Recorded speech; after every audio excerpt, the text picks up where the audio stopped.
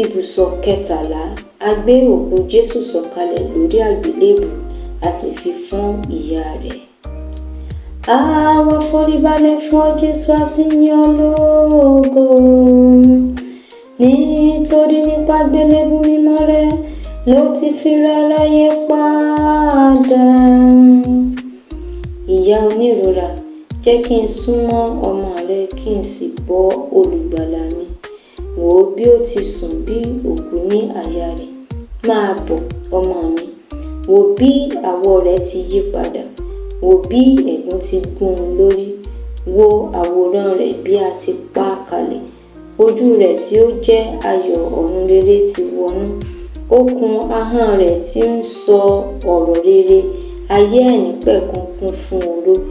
Àwọn ẹsẹ̀ rẹ̀ tí máa ń wá àwọn ẹlẹ́ṣẹ̀ ká láìsinmi dàlù fún ìṣó. Àwọn ọwọ́ rẹ̀ tí ń ṣe iṣẹ́ ńláǹlà dàlù. Wò ó, ó ti kú. Nísinsìnyí, ro ìdájọ́ Ọlọ́run àti ìkórìíra tí Olúwa ní fún ẹ̀ṣẹ̀, kí o dúpẹ́ lọ́wọ́ Jésù, kí o sì bùkún fún ìfẹ́ àìlópin rẹ̀. Bàbá wa tí ń bẹ ní ọ̀run, ká bọ̀wọ̀ fún orúkọ rẹ, kí ìjọba rẹ dé. Ìfẹ́ tí ẹnì ká ṣe láyé bí wọ́n ti ń ṣe ní ọ̀run.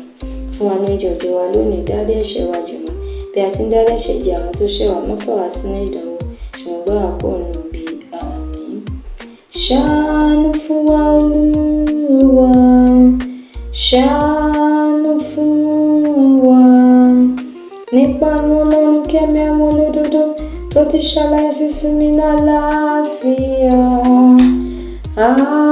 Àmín. Lẹ́sẹ̀ àgbélébùú Jésù, mo fẹ́ láti bá ọ ṣẹgbẹ́, láti bá ọ kérò.